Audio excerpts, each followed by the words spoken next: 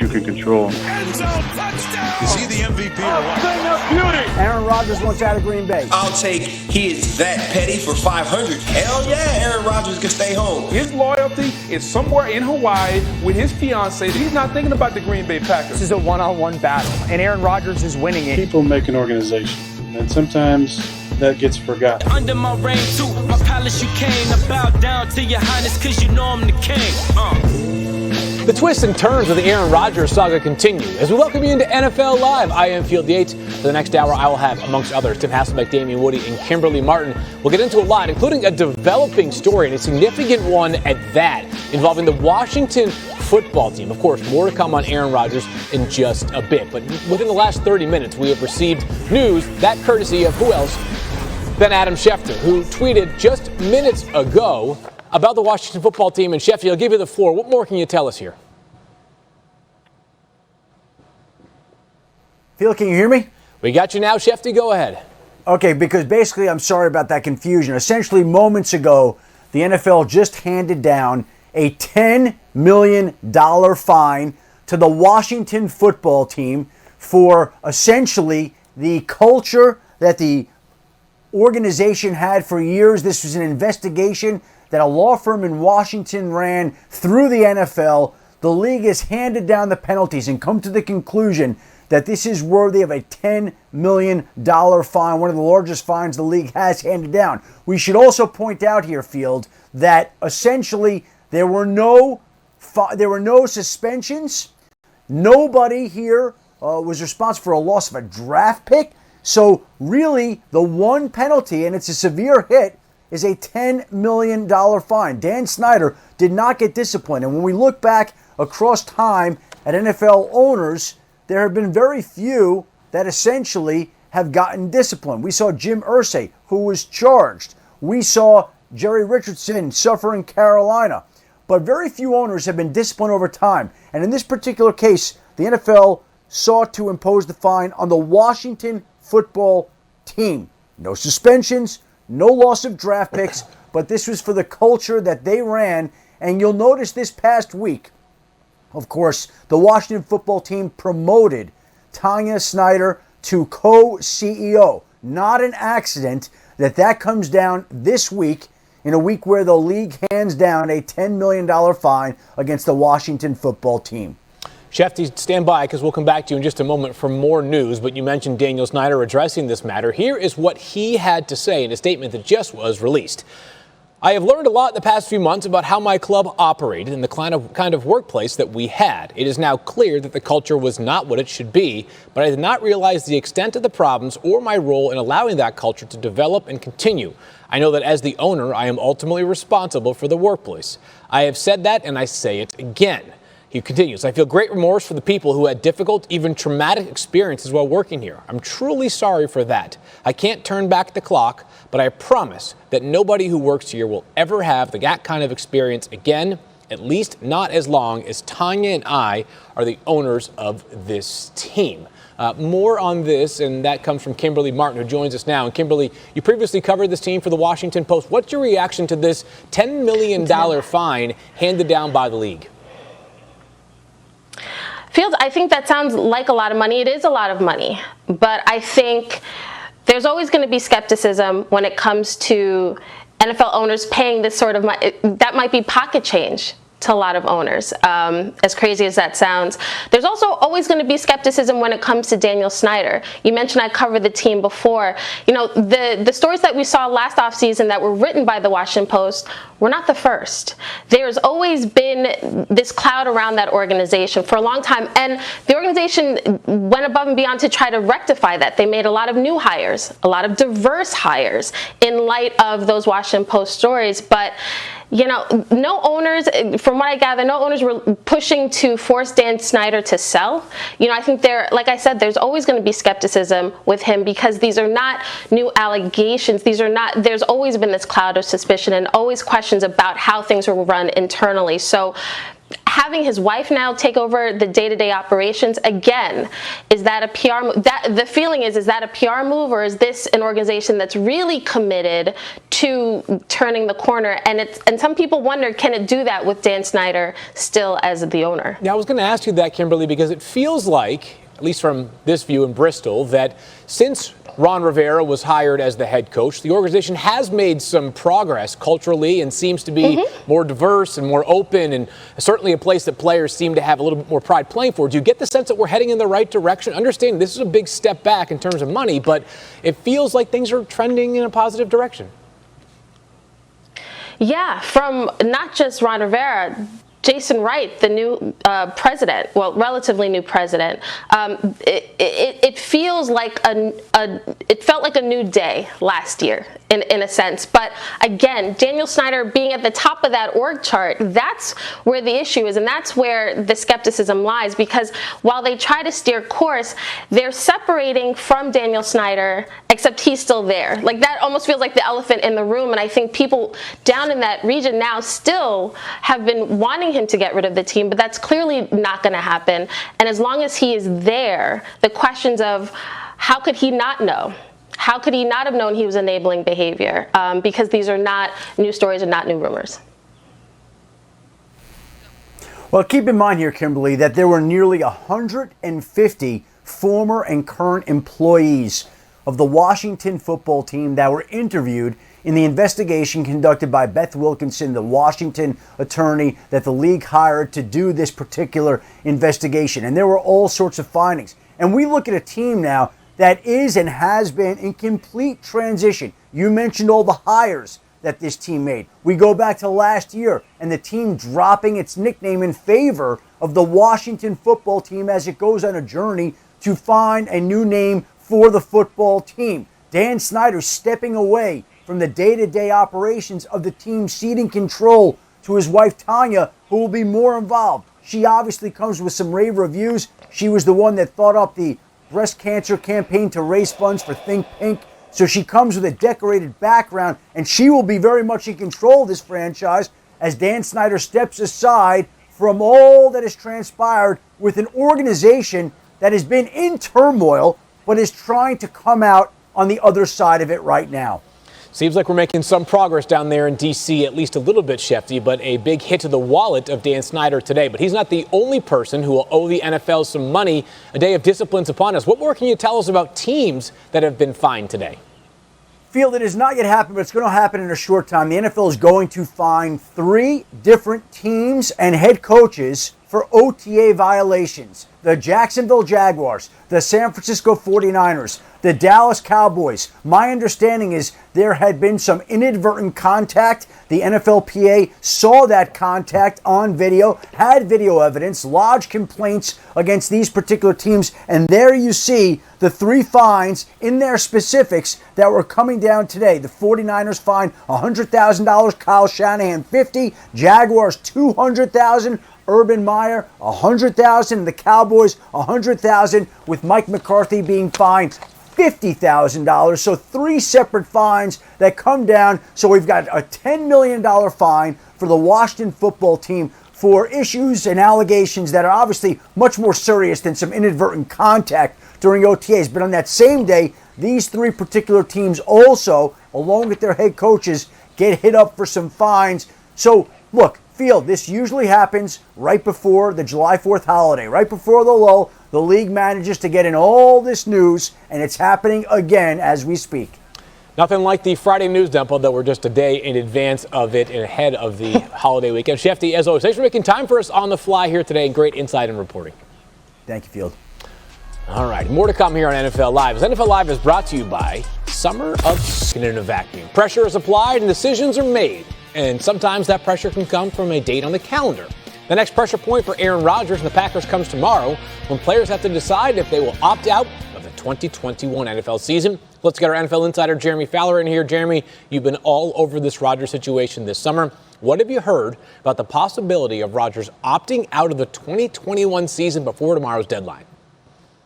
Well, most people I speak to around the league do not expect Aaron Rodgers to opt out, but he's still got a few hours to do so. Now, as a voluntary opt-out, Rodgers would receive no salary this year and his salary of nearly $15 million would kick to 2022. But there is a bit of a loophole here because Rodgers received a roster bonus of nearly $7 million back in March. And I'm told that since that's technically already earned, he could probably sit on that and then just do nothing this year, making nearly $7 million. But I talked to a league source who said, look, Rodgers is one of the most competitive people you'll ever meet. So locking into not playing in 2021 this early could be difficult for him, and it limits some of his trade options. The flip side, though, it's the ultimate trump card against the Packers because it limits all of their options as well. So if this deadline passes, the next artificial deadline for Rodgers and the Packers, July 27th, start a training camp. The entire NFL is keeping its eyes on him. So Aaron Rodgers and Derek Carr, they share a few things in common, one of which is experience of playing with star wideout Davante Adams. Carr recently stated how it would be a dream come true to reunite with his former Fresno State teammate, which Adams subsequently had the chance to respond to. Take a listen to what he has to say. Obviously, I love Derek to death. We got a great friendship, and we still communicate really, really consistently. He's one of my best friends. So obviously, it'd be a dream to be able to play with him. But I'm a Packer now, so until that point where we make that decision, I guess we just we'll see what happens. Damian, after you hear those comments from Davante Adams, would you have any concerns? Yeah, Phil, I would have some concerns. Listen, if you're a fan of the Green Bay Packers, listen, the last thing you want to hear is your star wide receiver, talking those niceties about his former quarterback, collegiate quarterback, and it's just more noise considering the fact that we're about 3 weeks away from teams starting to report to training camp. You got the Aaron Rodgers dilemma going on between him and the organization, and now your star wide receiver is possibly talking about leaving the organization. That's not what you want heading into a new season as far as training camp is concerned. So there's still time to smooth all these things out, but man, that's a lot of noise for an organization that was just in the NFC Championship game last year. Right. Yeah, Damian, I think you're right. It's not good if you're a fan to hear Davante Adams saying that. With that being said, it's no different than if someone asked me about my former college teammate, Damian Woody. I'd say nice things, even if I didn't really mean them. I would still say nice things about him. Okay? I think that's what's going on here. Because let's be honest, he wants to be at Green Bay. He's handled this situation about as good as you could possibly handle it. So he's been underpaid. He probably deserves to kind of set the new high water mark in terms of wide receivers in the league, and I think that he probably will. And I do think in some ways his situation is probably a little bit tied to Aaron in that, look, staying in Green Bay seems a lot more attractive if you know that number 12 is going to be the quarterback. So I think Adams just is playing the game, saying the things that he feels like he could say, even if all of them, if all of the statements aren't true.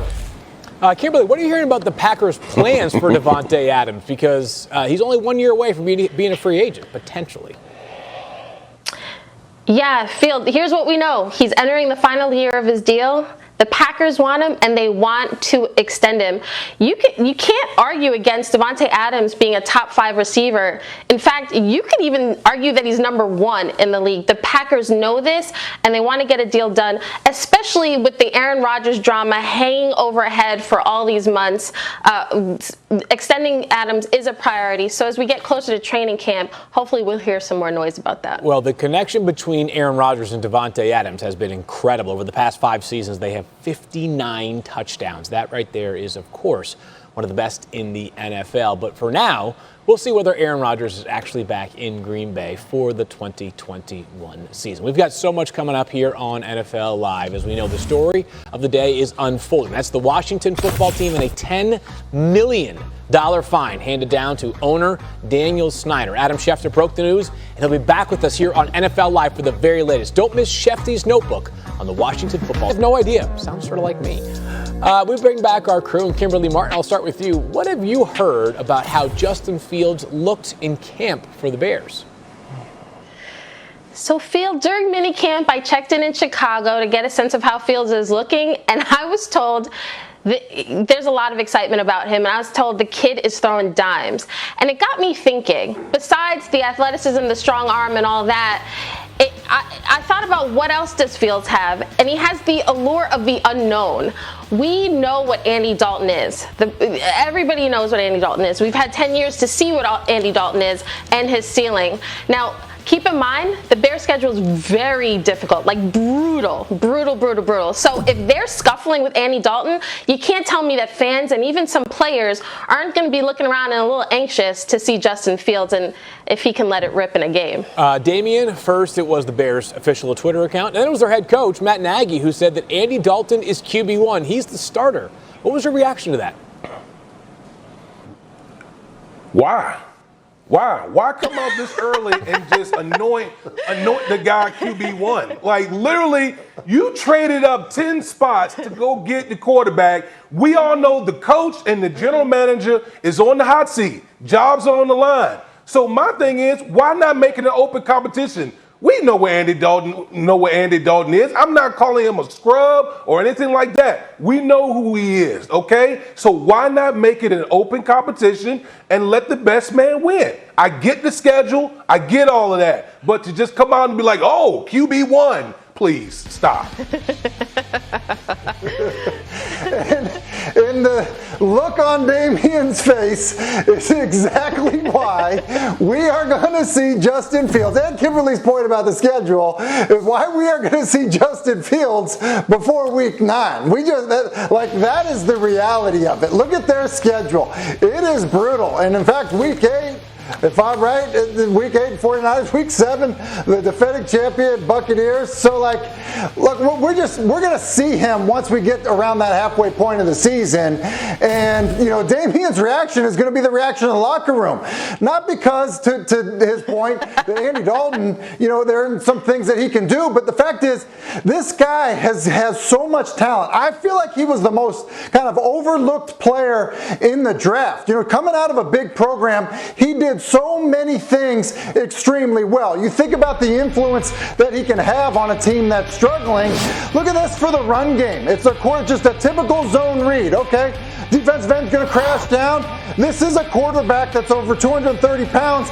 That's not down in two-hand touch against a very good defense. Now, how about him, playing the position of quarterback? Understanding the little things. The protection gets blitzed. It's a full slide by the offensive line. He's throwing a shallow cross. Give ground, find a throwing angle, the ball a foot out in front to allow for run after the catch. This is teaching tape right here. This is exactly what you want. I think he's more ready than people realize.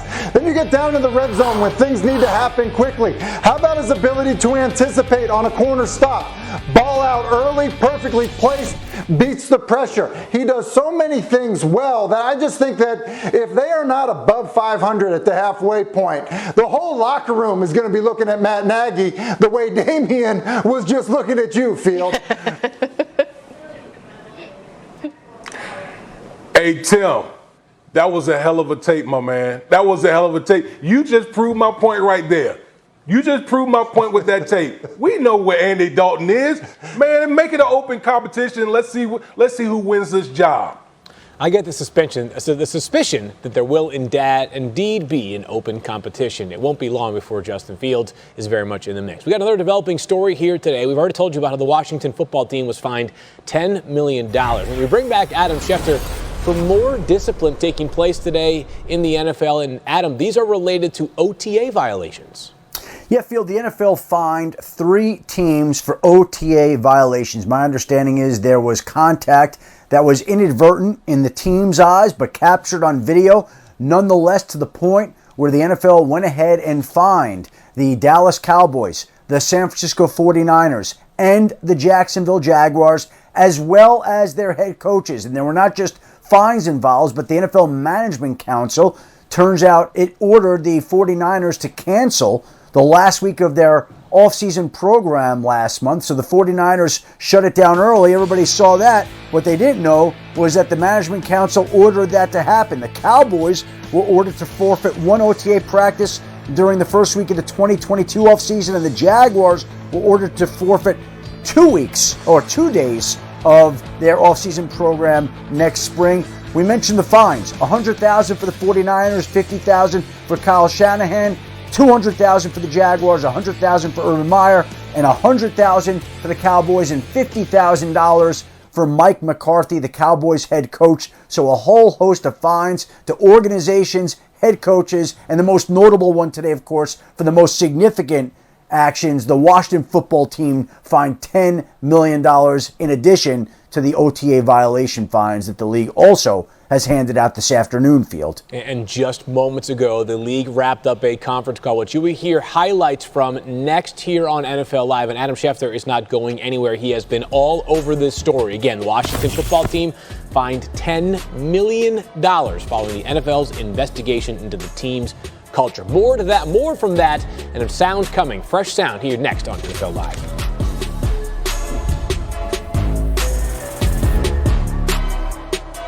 Into allegations of sexual harassment over a 15-year period. Over 150 people were interviewed, and as a result, Commissioner Roger Goodell concluded that the team's workplace culture was, quote, highly unprofessional. He said bullying and intimidation took place and, quote, numerous female employees reported having experienced sexual harassment and a general lack of respect in the workplace, unquote.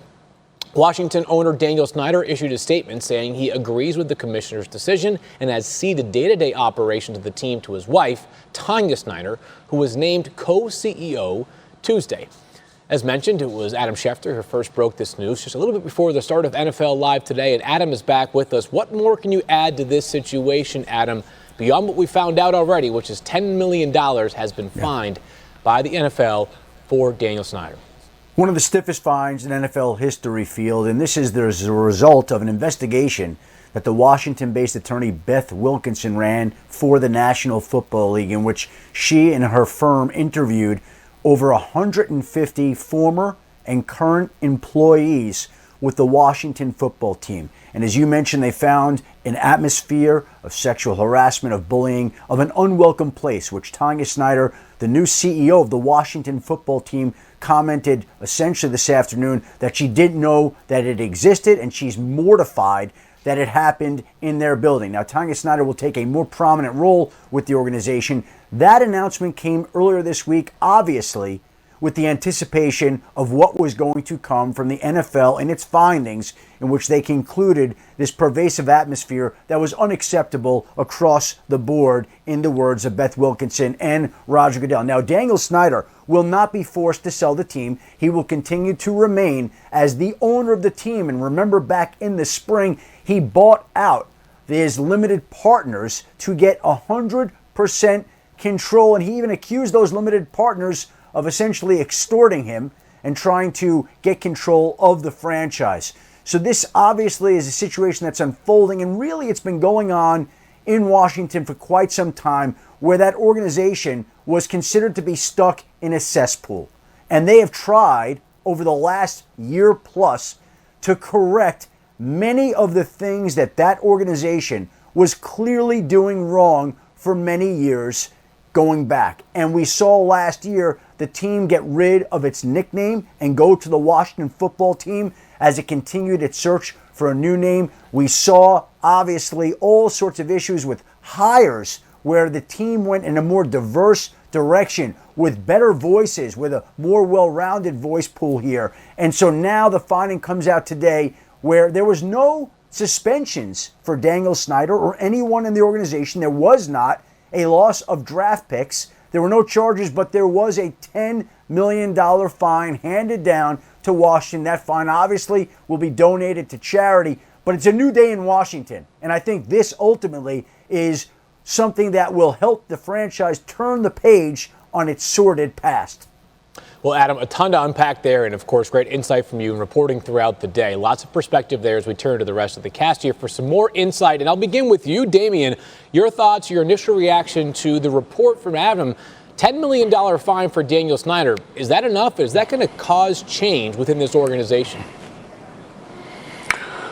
Phil, that's a drop in the bucket, okay? And let's just be honest here. You're talking about an organization that's probably worth upwards of $3 billion plus. And $10 million, you can find that under your sofa cushion. I just think that when you talk about the Washington football team and all the stories that we've heard over the years of intimidation and sexual harassment over the years, the fact that the NFL levied a $10 million fine. While that might seem like a lot of money to a lot of folks, I mean, we're talking about an NFL franchise. Okay, so I look at it as what's the real priority? What's the real message that we're sending as it relates to women in the workplace and how we're going to have an acceptable workplace environment for an organization that has failed at that for several years? And I just think the NFL fell short in this particular situation because, again, we're talking about a multi-billion dollar organization, and $10 million, that's nothing.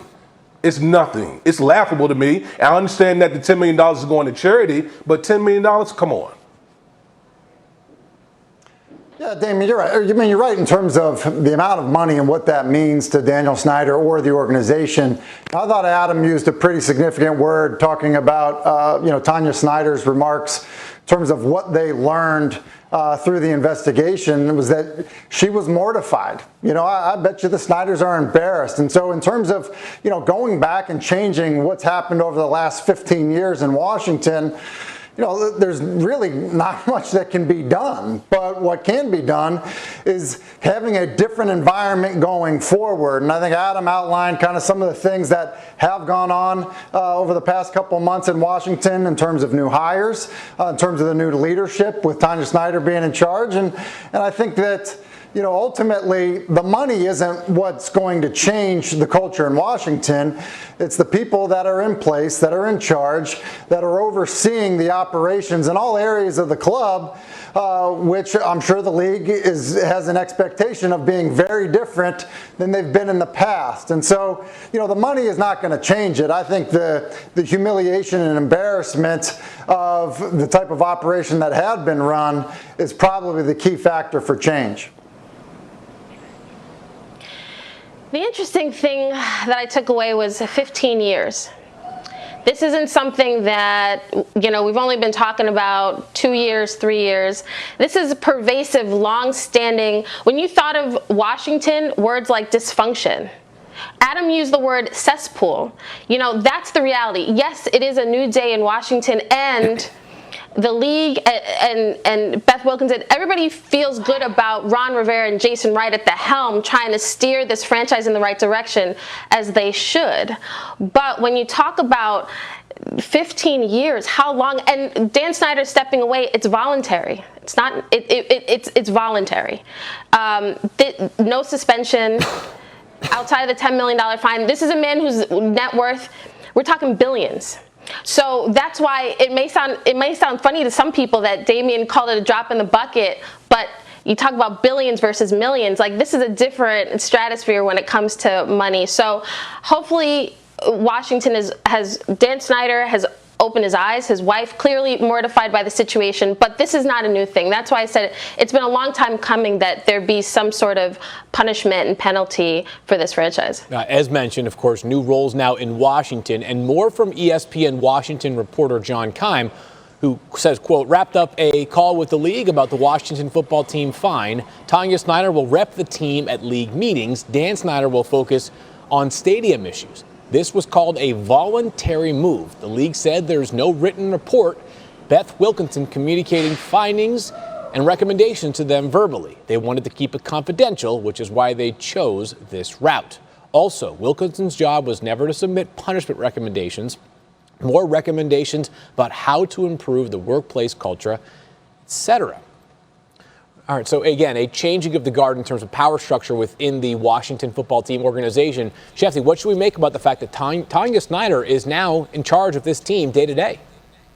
Well, Dan Snyder's not exactly going away field, but Tanya Snyder obviously will have a more prominent role with the organization. Dan Snyder will not be involved in the day-to-day operations of the team, but it's not like he's banned from attending games. He can still be there. He can still be a part of the team, and he is, again, the owner of this football team. So how do you tell the owner, who was not disciplined in this particular case, no, you can't go to practice, you can't go to games, you can't. So he'll still be around, but Tanya Snyder obviously is going to have a more prominent role as the co-CEO of the Washington football team, and she will be heavily involved in the decisions of this franchise. And this is a franchise that's clearly trying to turn the page on its sordid past and move forward to get out of the cesspool that it swam in for years and years, where a culture of harassment and bullying existed within that organization. And Tanya Snyder, we mentioned before, said she was mortified. That was her word, mortified, to learn of what was happening in the building of the franchise that her and her husband own. So they are reaching out and they are bringing in a woman's point of view, which is welcome, which is needed, which is necessary in this particular case. And she will work with all the other new people that the Washington football team has tried to bring aboard in the past year, where it's tried to remake, rightfully, this franchise that has been in the gutter, that has been in the cesspool, that has been everywhere bad you could say you want to say it's been, and try to correct many of the misdeeds of a franchise that had run amok over the last 2 decades. A lot of work ahead for this franchise, but certainly seems like there are some steps that have been taken today. And again, the headline from Adam about an hour ago, the team has been fined $10 million as a result of this investigation. That was over 15 years worth of findings. We'll have plenty more on this throughout the show. Of course, the story of the day, the Washington football team punishment. But coming up also, will Justin Fields be the starter in Chicago?